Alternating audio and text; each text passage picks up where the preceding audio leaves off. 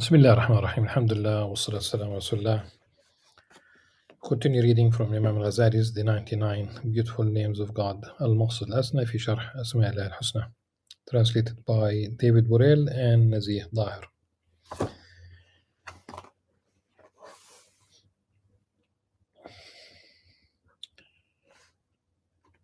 Now we have already read about the impossibility of anyone knowing Allah subhanahu wa ta'ala the way Allah subhanahu wa ta'ala knows himself. Only God knows God. By definition, only a prophet knows what a prophet is. Yes. But the more knowledge, the more pondering, the more understanding of these signs in the universe would bring us closer to the understanding and the idea. Now we are on page 45 of this translation, and Imam Ghazali says, rahimahullah, similarly, the content in our view, the power of God, great and glorious, is that of an attribute whose effect and trace is the existence of things, and the term power, al-qudra, is applied to it because it corresponds to our power, much as the pleasure of intercourse corresponds to the pleasure of sweets.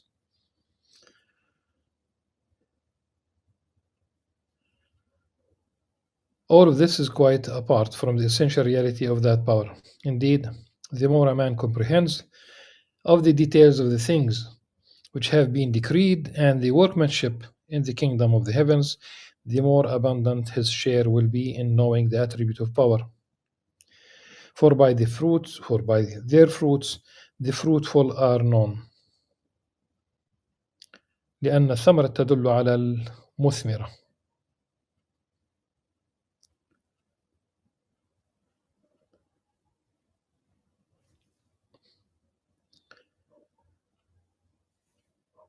For by their fruits the fruitful are known, in the way that the more a pupil comprehends the details of his master's learning and his writings,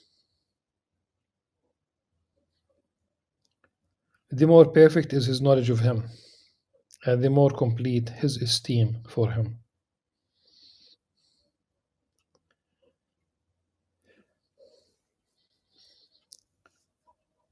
Master's learning, really it's the Ustad in Arabic, علوم الأستاذ. And Imam Ghazali uses al-Ustad in different contexts, and he uses as a plural more than once, not a common plural, al-Ustadhin, Ustad, Asatida, but he uses Ustadhin. Now the difference in the knowledge of the knowers comes to this, and it is possessed by an unending difference, because there is no limit to what a man cannot attain regarding what may be known of God, the Most High. Nor is there a limit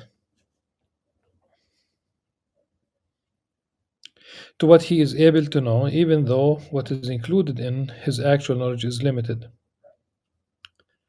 Yet the human potential for knowledge is unlimited. Indeed, what comes into existence differs in abundance and rarity, and so differences are evident, like the disparity in power among men, which comes to them from wealth and property.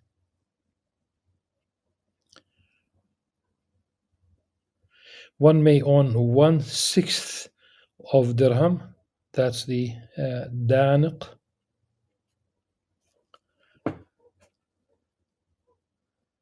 while another owns thousands. The case is similar with forms of knowing.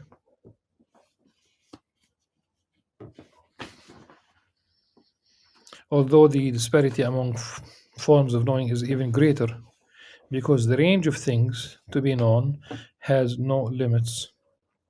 Whereas material goods are bodies, and it can hardly be denied that bodies are limited in number.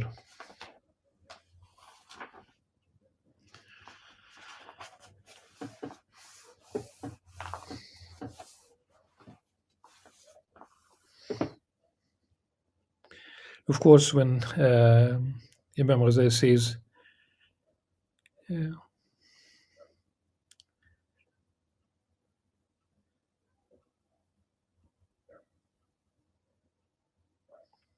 the human potential for knowledge is unlimited,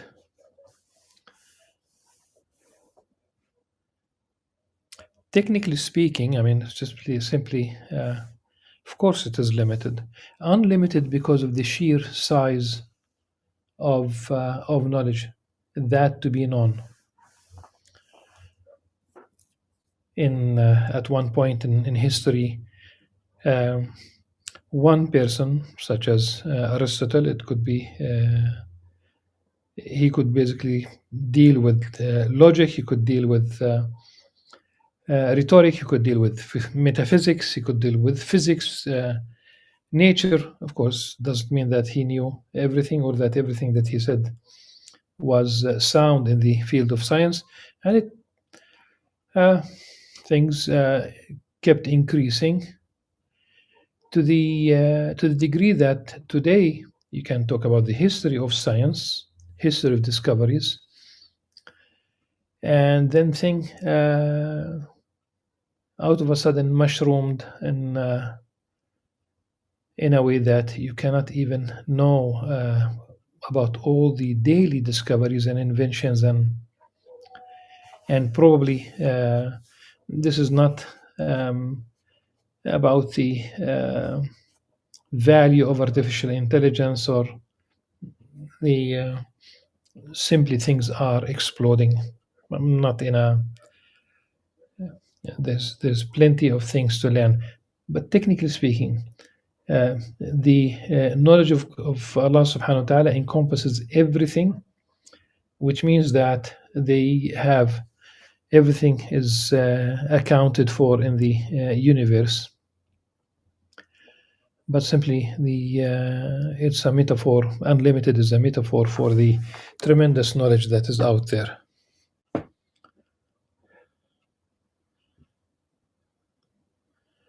So yet the human potential for knowledge is unlimited indeed.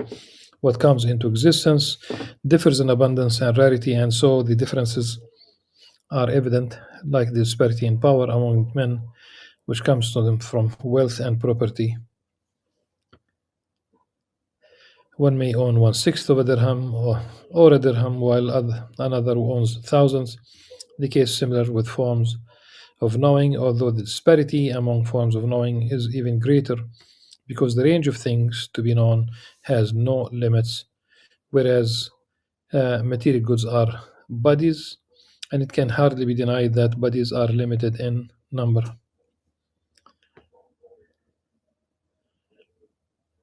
Now you have come to know how creatures differ in the sea of knowing God, subhanahu wa ta'ala, and that their difference is without limit. You have also known that one may rightly say, no one other than God knows God,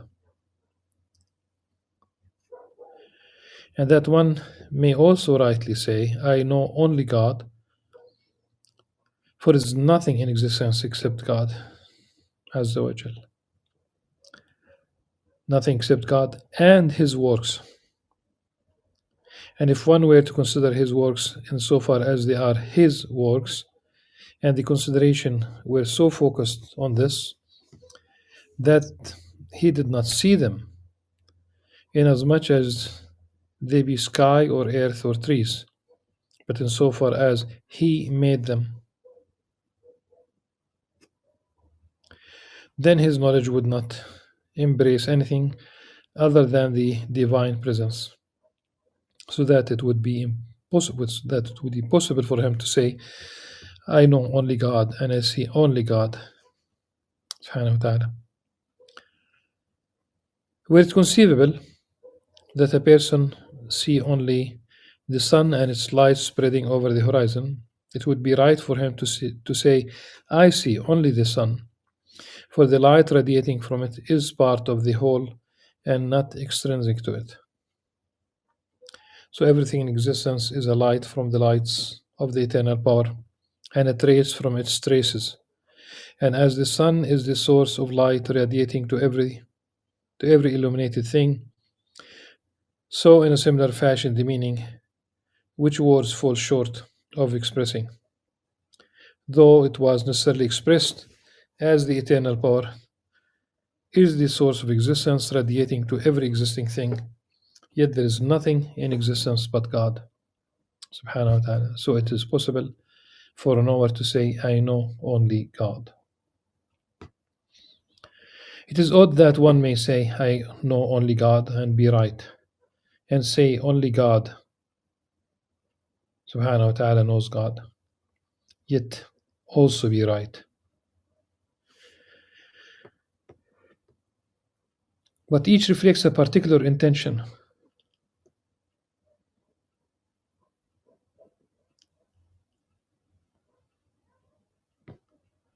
If mutually contradictory statements were untruthful when respects of consideration differ, the saying of the Most High would not be accurate. وَمَا رَمَيْتَ إِذْ رَمَيْتَ وَلَكِنَّ اللَّهَ رَمَى. You did not throw when you threw, but God threw.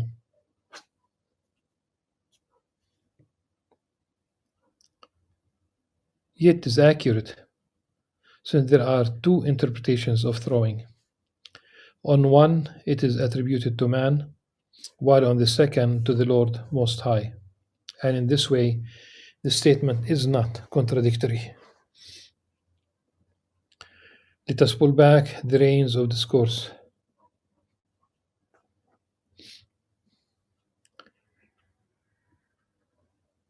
Right here, for we have plunged into the depth of a shoreless sea.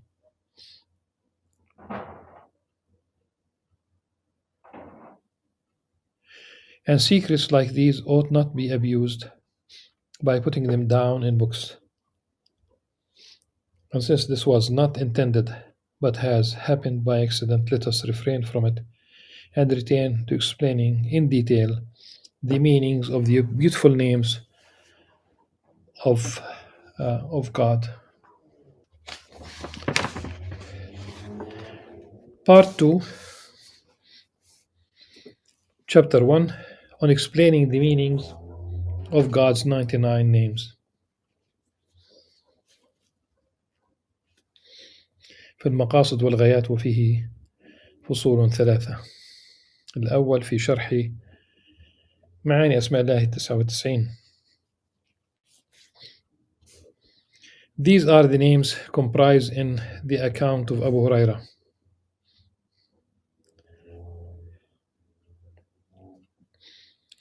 May God be pleased with him, when he said, the messenger of God, may God's blessing and peace be upon him, he said, God, great and glorious, has 99 names.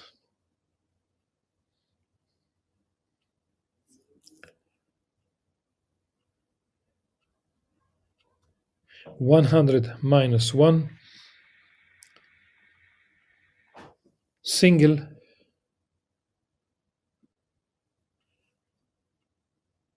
he loves odd numbers. Single is here for witr.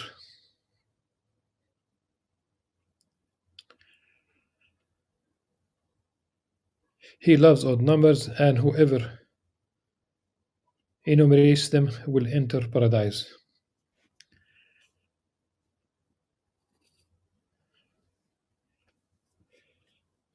One thing to think about, and just to keep it handy when dealing with these names, من أحصاها دخل الجنة. What does it mean that whoever enumerates them will enter paradise? Does it mean that if somebody memorizes them like a parrot?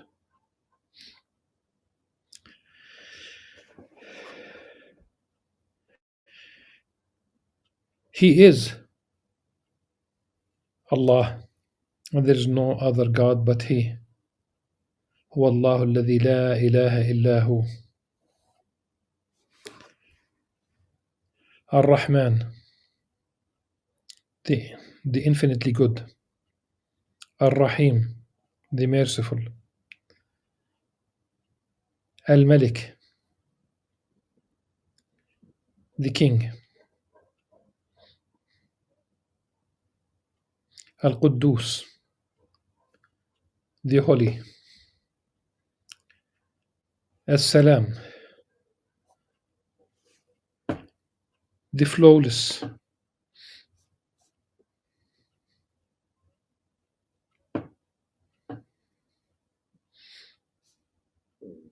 Al-Mu'min, the faithful.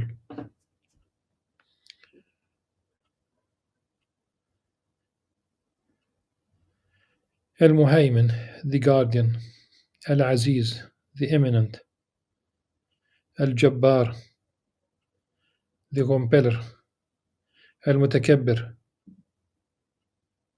the proud. Al-Khaliq, the creator. Al-Bari, the producer. Al-Musawwir, the fashioner. Al-Ghaffar, he who is full of forgiveness. The forgiver. Al-Qahhar, the dominator. Al-Wahhab, the bestower. Al-Razzaq, the provider. Al-Fattah, the opener. Al-Alim, the omniscient. Al-Qabid, he who contracts. Al-Basit, he who expands. Al-Khafid, the abaser. Al-Rafi', the exalter. Al-Mu'izz, the honorer. Al-Mudhill, he who humbles. Al-Sami', the all-hearing. Al-Basir, the all-seeing. Al-Hakam, the arbitrator. Al-Adl, the just. Al-Latif, the benevolent. Al-Khabir,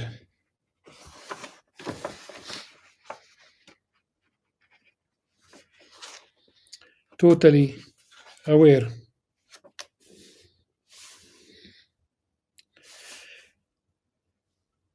Al-Halim,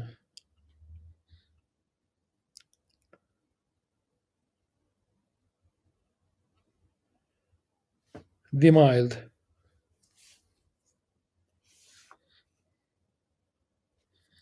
Al-Azim, the tremendous. Al-Ghafur,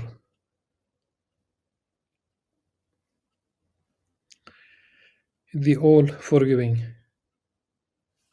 Al-Shakur, the grateful.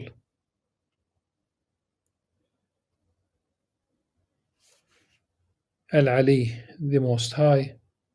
Al-Kabir, the great. Al-Hafiz, Al-Hafiz,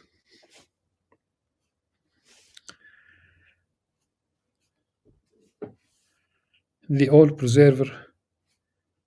Al-Muqit, the nourisher. Al-Hasib, the reckoner.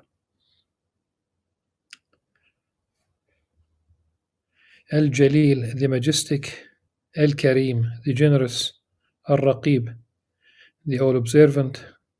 Al-Mujib, the answer of prayers. Al-Wasi', the vast. Al-Hakim, the wise. Al-Wadud, the loving kind. Al-Majid, the all-glorious. Al-Ba'ith, the raiser of the dead. Al-Shahid, the universal witness. Al-Haq, the truth. Al-Wakil, the guardian. Al-Qawi, the strong. المتين the firm. الولي the patron. الحميد the praised. The المحصي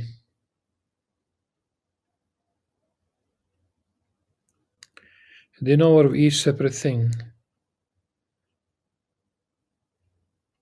المبدئ the beginner the cause. المعيد the restorer. المحيي the life giver. المميت the slayer. الحي the living. القيوم the self-existing. الواجد the resourceful. الماجد the magnificent.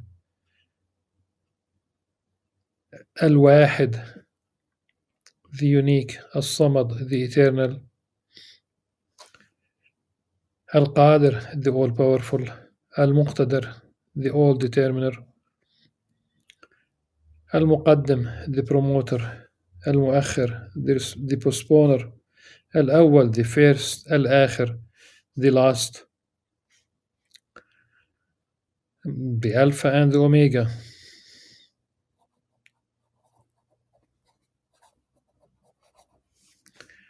Without really, that's what it is really. الأول والآخر. الظاهر the manifest. الباطن the hidden.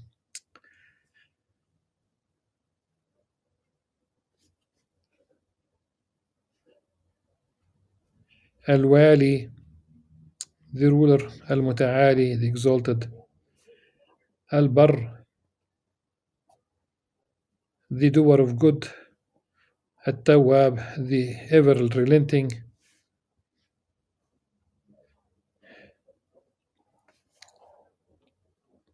المنتقم the avenger. العفو the effacer of sins. الرؤوف the all-pitying. مالك الملك the king of absolute sovereignty. ذو الجلال والإكرام Lord of majesty and generosity. المقسط the equitable. الجامع the uniter. الغني the rich. المغني the enricher. المانع the protector. الضار the punisher. النافع the one he who benefits. النور light the light. الهادي the guide. البديع the absolute cause. الباقي the everlasting. الوارث the inheritor. الرشيد the right in guidance. الصبور the patient.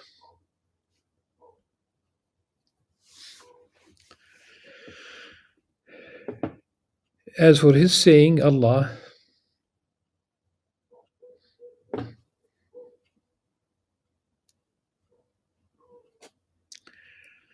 it is a name for the true existence.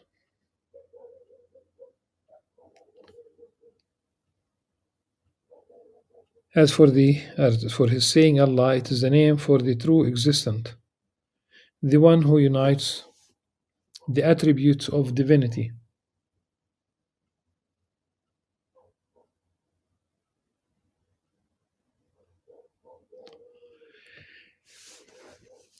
Is subject of the attributes of lordship and unique in true existence, for no existent thing other than he may claim to exist of itself, but rather it gains existence from him. It is perishing insofar as it exists of itself, and exists so insofar as it faces him, for every existing thing is perishing except his face. كل شيء هالك إلا وجهه.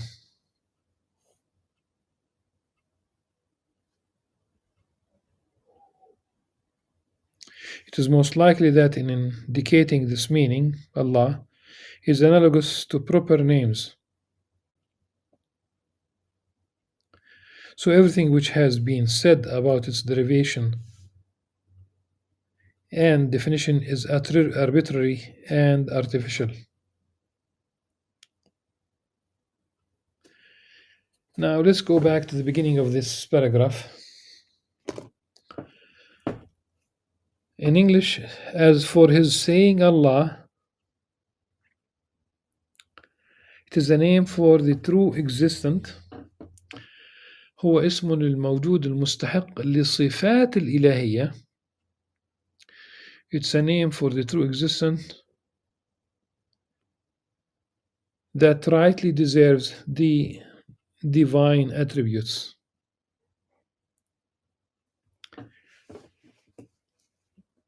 The one, because here it says the one who unites the attributes, mustahiq, deserves, is subject of the attributes of lordship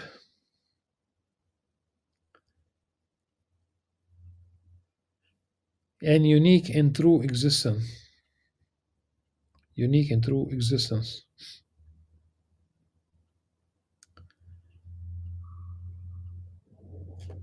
For no existent thing other than he may claim to exist of itself. فإن كل موجود سواه غير مستحق للوجود بذاته. For no existent thing other than he may claim to exist of itself, but rather it gains existence from him.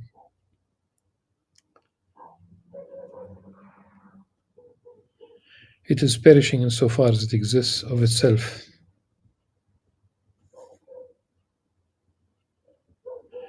It is perishing insofar as it exists of itself.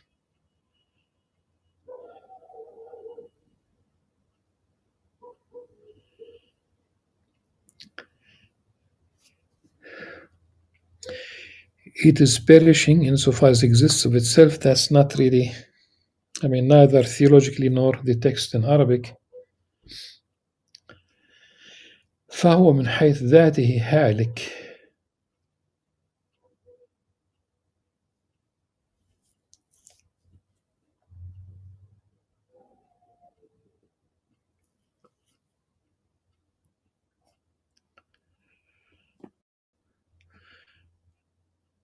It is perishing since it does not exist. The essence of every created thing necessarily mean that it ought to perish. By definition, it's an accident. That's the one part is the exact Arabic. فهو من حيث ذاته هالك ومن جهة التي تليه موجود هالك إلا وجهه هو. Okay.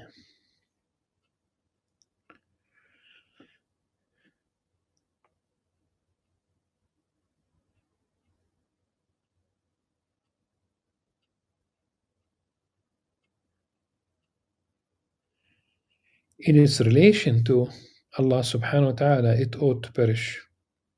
And it only gains its existence, this temporary existence, through God.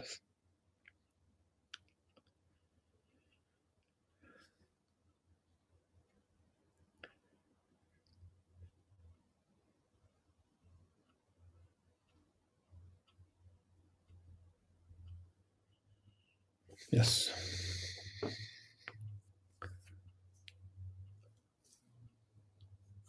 So everything which has been said about its derivation and definition is arbitrary and artificial.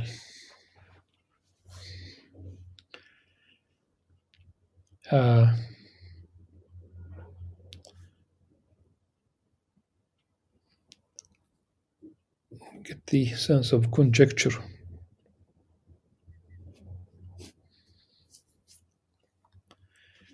Listen, فائدة.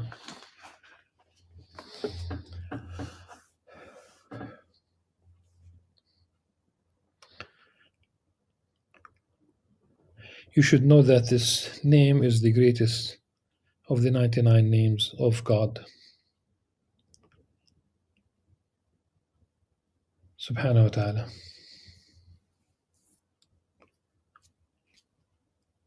Because it refers to the essence which unites all the attributes of divinity.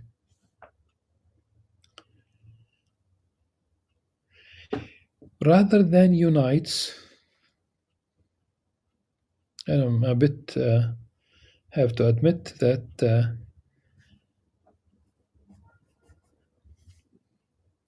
I think it's very Christian, but you know,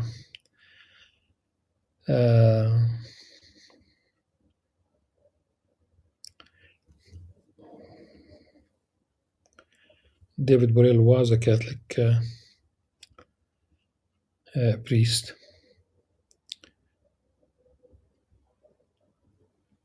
So the idea of unity of God, this name unites. Rather, it entails, it includes. Okay.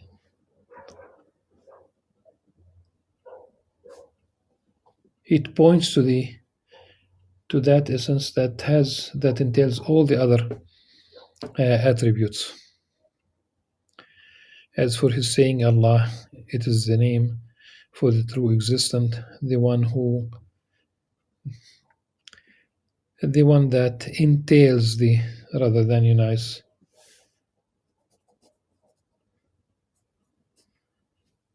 The attributes, all the other attributes of divinity. Okay. Subject of the attributes of lordship and unique in true existence. Yes. So you should know that this name is the greatest of the 99 names of God, great and glorious, because it refers to the essence which entails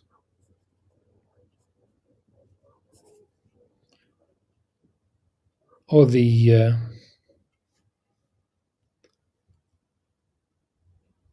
attributes of divinity, so that none of them is left out, whereas each of the remaining names only refers to a single attribute: knowledge, power, agency, and the rest. Then we have it's Al-Qadir, Al-Alim, Al-Rahim.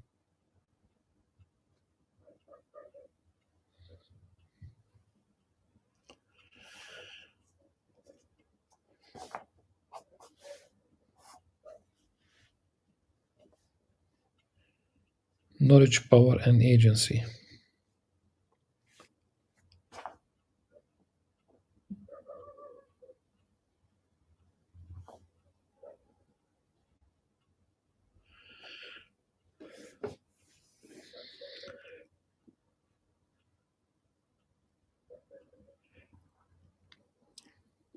First of all, the order, Al-Qadir,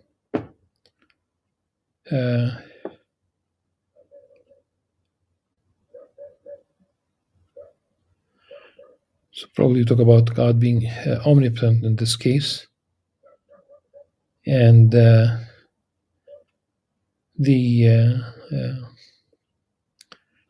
talk about knowledge, and Ar-Rahim, the merciful.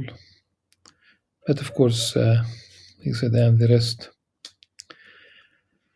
So probably I don't know of the translation of Ar-Rahim as agency, as the subject of it is agency, since no one uses it for anyone other than him, Allah, neither literally nor metaphorically, whereas the rest of the names may name things other than He, as in the powerful, the knowing, the merciful, and the rest. So in these two respects, it seems that this name is the greatest of these names.